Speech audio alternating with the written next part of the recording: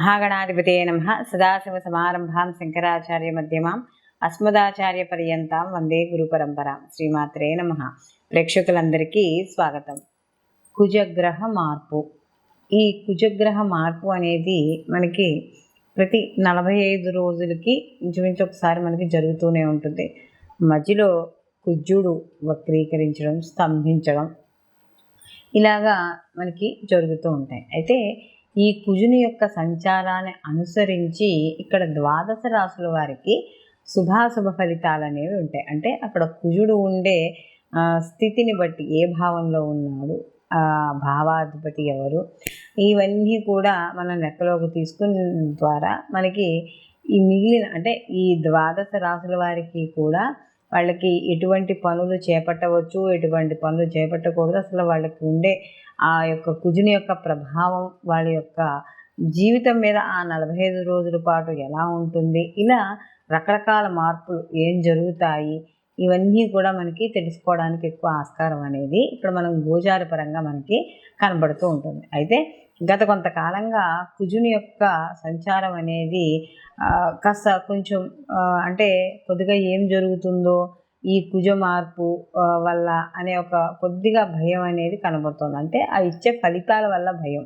కారణం ఏంటంటే ఈ యొక్క కుజుడు ఇటు రవితోనూ అలాగే శని భగవానుతోనూ రాహుతోనూ కూడా కలిసి ప్రయాణం చేయడం అనేది జరుగుతోంది. కాబట్టి ఈ 3 గ్రహాలు కూడా మనకి పాపగ్రహాలు, అందులో భ్రమని కలిగించే గ్రహాలు, కాస్త కొంచెం ఇంకొకటి బద్ధకం కావచ్చు, క్రోధము.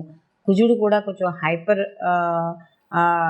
కొద్దిగా కొంచెం టెంపర్ ఉండేటట్టుగానే మనకు కనబడుతూ ఉంటాడు. ఆయన సైన్యాధ్యక్షుడు కాబట్టి ఎప్పుడూ కూడా ఒక ఉద్రేకం, కోపంతో కలిగి ఉంటూ ఉంటాడు కుజుడు. అలాంటి కుజుడు మిగిలిన పాపగ్రహాలతో కలిసినప్పుడు కొంత శుభ ఫలితాలు ఇవ్వడం అనేది తగ్గుతుంది.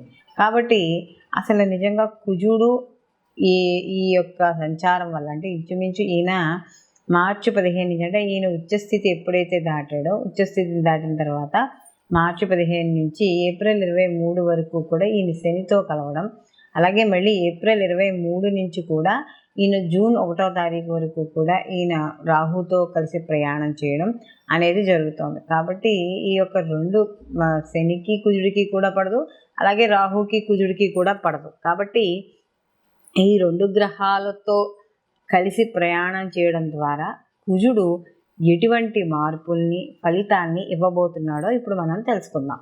మకర రాశిలోకి ఉత్తరాషాఢ 2, 3, 4 పాదాలు, అలాగే శ్రవణం 1, 2, 3, 4 పాదాలు, ధనిష్ట 1, 2 పాదాలు మనకి మకర రాశిలోకి వస్తాయి. మకర రాశికి రాశ్యాధిపతి వచ్చి శని భగవానుడు.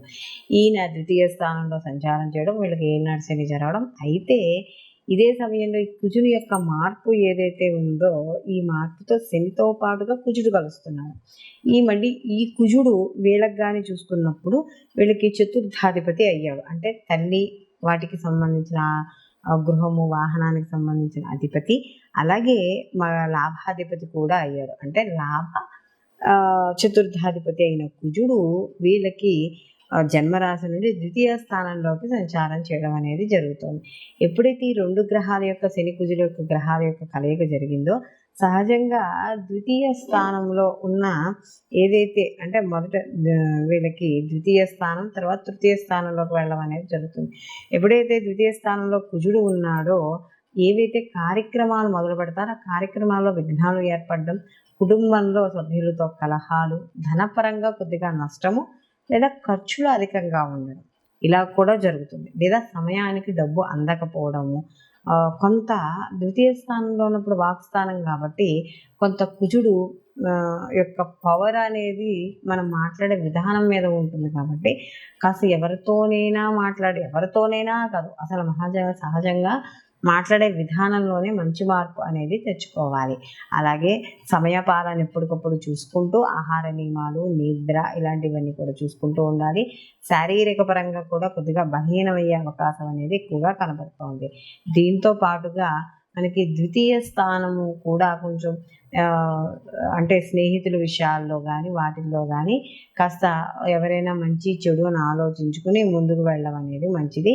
అలాగే ప్రతి పనిలోనూ కూడా ఏ పని చేద్దామన్నా కూడా ఏదో ఆలోచనలు లేదా విపరీతంగా ఆలోచించడం, ప్రతి పనిలోనూ కూడా భయం ఏర్పడడం, ఇవన్నీ కూడా ద్వితీయ స్థానంలో ఉన్నప్పుడు కొద్దిగా వ్యతిరేక ఫలితం. అంటే గత కొంతకాలంగా కూడా వీళ్ళకి జన్మలోను వ్యయంలోనూ ఉన్నప్పుడు కూడా ఇంచుమించు ఒకే రకమైన పరిస్థితులు, అటు ఇటు చిన్న చిన్న మార్పులు ఉన్నా కూడా వీళ్ళకు ఉన్న ఎప్పుడైతే ద్వితీయ స్థానంలో కంటే ఏప్రిల్ 23 నుంచి మారుతాడో కుజుడు, అప్పటి నుంచి కాస్త ఇన్నాళ్ళు పడుతున్న ఇబ్బందులకి కొద్దిగా బ్రేకప్ పడడం అనేది జరుగుతుంది.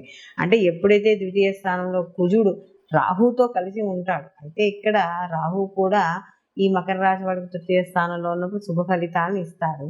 పాపగ్రహాలు తృతీయ స్థానంలో ఇస్తున్నా కూడా రెండు కలిసి ఉన్న ప్రభావం అనేది ఉంటుంది.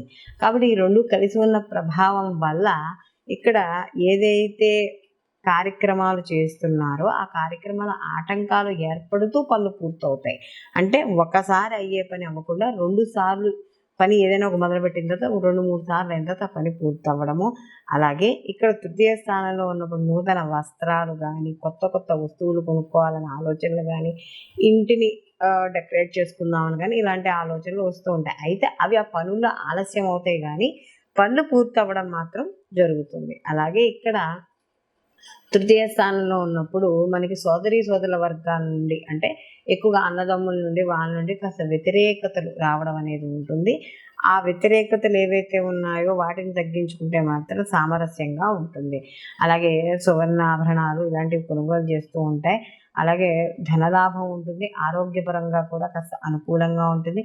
ప్రతి పనిలోనూ కూడా విజయం సాధించడం అనేది జరుగుతుంది. అయితే ఇక్కడ రాహు మరియు కుజుడు కూడా తృతీయ స్థానంలో సంచారం చేస్తారు కాబట్టి కాస్త కొంచెం కంఫర్ట్ జోన్ ఏదైతే ఉందో అది మధ్య మధ్యలో తప్పుతూ ఉంటుంది.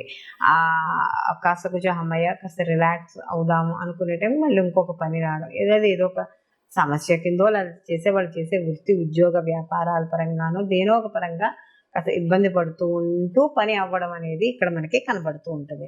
అలాగే విద్యార్థులకు కూడా సామాన్యంగా కనబడుతుంది. ఎందుకంటే వీళ్ళకి చతుర్థాధిపతి కాబట్టి కుజుడు వీళ్ళకి తృతీయ స్థానంలో ఉన్నారు కాబట్టి ఇలాంటి విషయాల్లో కూడా కాస్త జాగ్రత్త వహించుకుంటూ ఉండడం ద్వారా కొంతవరకు అనుకూలమైన ఫలితాలు పొందడం అనేది జరుగుతుంది. అయితే ఈ మకర రాశి వాళ్ళకి ఈ ఏనాడు శని జరుగుతూ ఉంది. అందులో శనితో కలిపి కుజుడు కూడా కలిసి ఉండడం, రాహు కలిసి ఉండడం వల్ల ముఖ్యంగా వాహనాల మీద వెళ్ళేటప్పుడు ఏదేమైనా భూములు కొనుగోలు చేసి అమ్మకాలు చేసేటప్పుడు మాత్రం మొదటి శనితో కలిసి ఉన్నంత సమయంలో కూడా వీళ్ళు జాగ్రత్త వహించడం ద్వారా కొంత ప్రతికూల ఫలితాలు, వ్యతిరేక ఫలితాలు తగ్గించుకోవడానికి అవకాశం ఉంటుంది.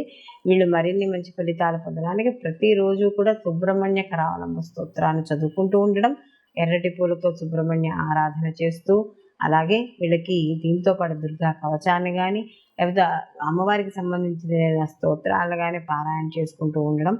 రాహుతో కుజుడు కలిసినప్పుడు కాస్త ప్రతి మంగళవారము కూడా మంగళచండీ పారాయణ చేస్తూ ఉండి రాహుకాల దీపాలను వేయడం ద్వారా కొంత ప్రతికూల ఫలితాలు తగ్గి అనుకూలమైన ఫలితాలు పొందడం అనేది జరుగుతుంది. మనం ఏ రాశికి ఆ రాశికి సంబంధించి ఈ కుజుడు యొక్క ప్రభావం వల్ల, అంటే మిగిలిన పాపగ్రహాలతో కలవడం వల్ల ఇటువంటి ఫలితాలు వస్తున్నాయి అని చెప్పుకున్నాం. అయితే ఇక్కడ ఈ కుజుడు కూడా ఈ యొక్క జన్మ జాతకంలో కూడా, అంటే వ్యక్తిగత జాతకంలో కూడా ఇదే గ్రహాలతో కలిసి ఉంటే కొంచెం ప్రభావం అనేది ఎక్కువగా ఉంటుంది.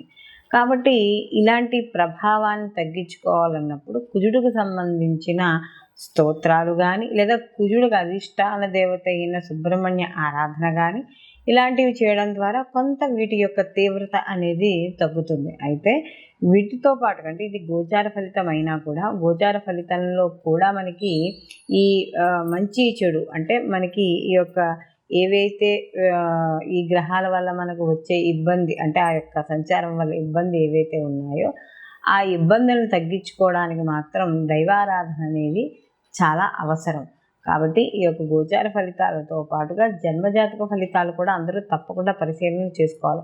కానీ ఇదే సమయంలో సేమ్ జన్మజాతకంలో కూడా ఇదే స్థితి కానీ ఉన్నట్టు ఎవరికైనా ఉంటే వాటి ప్రభావం అనేది కొంచెం ఎక్కువగా ఉండడం మంచైనా చెడైనా కాస్త ఉంటుంది. కాబట్టి అలాంటి విషయాల్లో జాగ్రత్త తీసుకుంటూ మనం ఏవైతే రెమెడీస్ చెప్పుకున్నామో ఆ రెమెడీస్ని చేసుకోవడం ద్వారా కొంత ప్రతికూల ఫలితాలు తగ్గి అనుకూలమైన ఫలితాలు పొందడం అనేది జరుగుతుంది.